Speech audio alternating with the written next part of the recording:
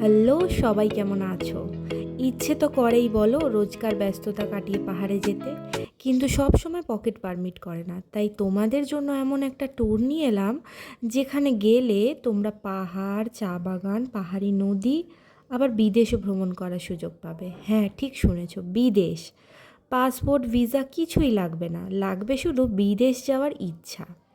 অনেক বকেছি, এবার মেন পয়েন্টে আসি। হাওড়া কিংবা শিয়ালদা স্টেশন থেকে রাত ওই 8:30টার ট্রেন ধরে টুক করে পরদিন সকালবেলা 9টা করে নেমে পড়ো নিউমাল জাংশন। এই স্টেশনটা থেকে তোমাদের ডেস্টিনেশন অনেকটা কাছে হবে। এইবার আগে থেকেই আমাদের একটা 4 হুইলার বুক করে রাখতে হবে, যে আমাদের হোটেলে ছেড়ে দেবে। আমরা একটি 4 হুইলার বুক করে রেখেছি এবং সে ডিরেক্ট নিয়ে চলে যাবে আমাদের হোটেলে। ওই যে আমাদের ড্রাইভার দাদা দাঁড়িয়ে আছে, আমরা এখন এই ড্রাইভার দাদার সাথেই ডুয়ার্স ঘুরে দেখব। সঙ্গে যেতে যেতে রাস্তাঘাট, পথঘাট, মানুষজন দেখতে দেখতে আমরা পৌঁছে যাচ্ছি আমাদের হোটেল অলিভ গ্রিন রিসর্ট।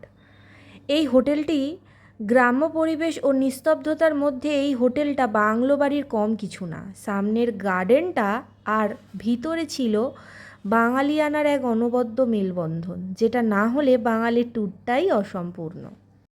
হোটেলে চেকিং করে প্রপার বাঙালিয়ানা ওয়েতে ব্রেকফাস্ট সারলাম লুচি ও আলুর তরকারি দিয়ে। এখন এসো তোমাদেরকে আমাদের এই দুটো রুম ঘুরে দেখাই। আমরা রুম নিয়েছিলাম 3তলাতে। রুমটার সামনে আছে গ্লাসের এক বিশাল উইন্ডো, আছে বেতের দুটো চেয়ার, আর আছে টেবিল, আছে টিভি, ছোট একটা মিররও আছে যেখানে চেয়ারে বসে সাজগোজ সারা যাবে। আর কমপ্লিমেন্টারি ওনারা দিয়েছিলেন শ্যাম্পু, সাবান, দুটো মিনারেল ওয়াটার, যেগুলো থাকে। বাথরুম ছিল খুবই পরিষ্কার পরিচ্ছন্ন। এসো এবার আমাদের সাথে চলো আমাদের নেক্সট রুম, 501 নম্বর রুম। এখানে একটা বড় ওয়ার্ড্রপ ছিল, যেখানে দুটো ব্ল্যাঙ্কেট ছিল এবং জামা কাপড় রাখার খুব একটা বড় স্পেশিয়াস জায়গা ছিল, এবং বেড ছিল নিট অ্যান্ড ক্লিন। এই রুমটাতেও একটা গ্লাসের খুব বড় উইন্ডো ছিল, যেটা ঘরের লুকটাকে আলাদাইভাবে একটা সুন্দর করে তুলছিল, এবং দুটো বেতের চেয়ার ছিল, একটা টেবিল ছিল, একটা ড্রেসিং কাউন্টার আছে যেখানে বসে সাজগোজ করাই যাবে, এবং ছিল বাথরুম, যেটা ছিল নিট অ্যান্ড ক্লিন। চলো চলো চলো, রুম দেখাতে দেখাতে আবার দেরি করলে চলবে না, যেতে হবে মূর্তি নদীর উদ্দেশ্যে। এই হোটেল থেকে মূর্তি নদীর ডিস্টেন্স হাঁটা পথে মাত্র 10 মিনিট। আমরা হেঁটে হেঁটেই যাব এখন মূর্তি নদী দেখতে। আমরা রেডি হয়ে নিচে চলে এসেছি এবং আমরা এই হোটেলটার গার্ডেনটা একটু ঘুরে দেখছি।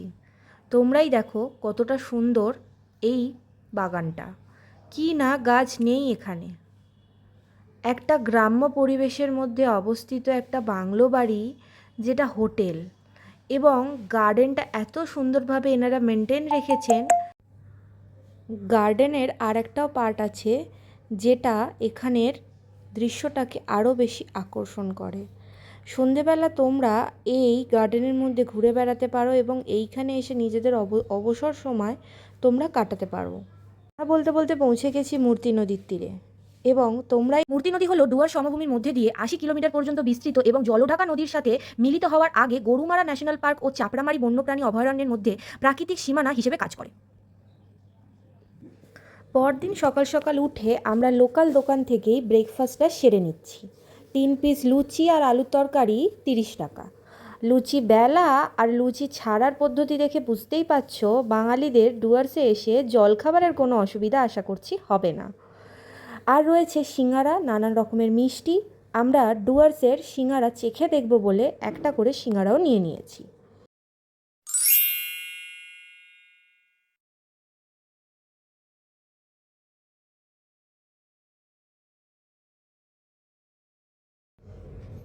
যেতে যেতেই আমরা একটা ছোট্ট ওয়াটারফলস দেখতে পেয়ে গেলাম।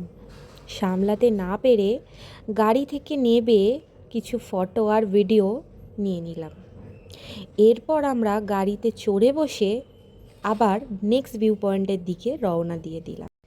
এই নদীর নাম জলঢাকা। আগের দিন রাতে বেশ বৃষ্টি হওয়ার কারণে নদীতে বেশ স্রোত আছে।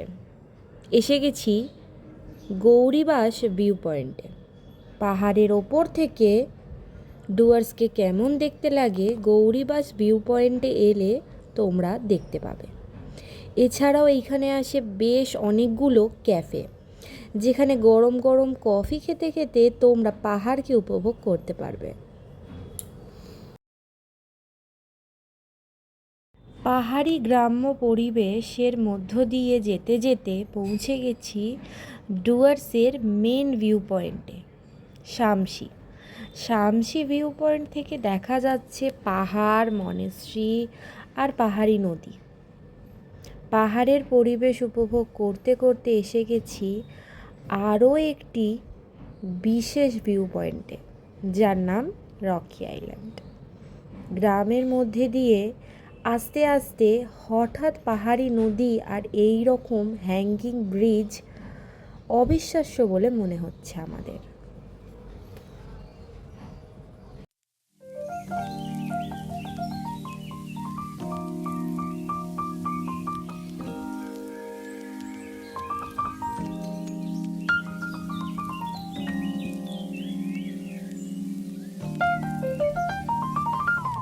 কিছু ছবি ও ভিডিও নিয়ে একগুচ্ছ স্মৃতিকে আঁকড়ে ধরে মন ভারী করে চলে যাচ্ছি অন্য এক অজানা পরিবেশের দিকে। এই ভিউ পয়েন্টে যাওয়ার জন্য তোমাদের অন্য একটি গাড়ি বুক করতে হবে 200 টাকা দিয়ে। আমাদের ড্রাইভার দাদাই গাড়ি বুক করে দিয়েছিল। এই জায়গার রাস্তা খুবই চড়াই হওয়ার কারণে নর্মাল গাড়ি নিয়ে যেতে পারবে না। গভীর জঙ্গলের মধ্য দিয়ে 5 মিনিট বা 10 মিনিট গেলেই এই পয়েন্টের হ্যাঙ্গিং ব্রিজ আর খরস্রোতা নদী দেখে মন ভালো হয়ে যাবে। কিন্তু পথ ছিল খুবই অমসৃণ, উঁচু নিচু, পাথরে ঢাকা। তবে জঙ্গল বলে মনে করো না যেন জনবসতি নেই। অনেক মানুষের বাস এইখানে এবং অনেক খাবারের দোকান যেমন মোমো, চা, কফি, স্ন্যাক্স পেয়ে যাবে তোমরা।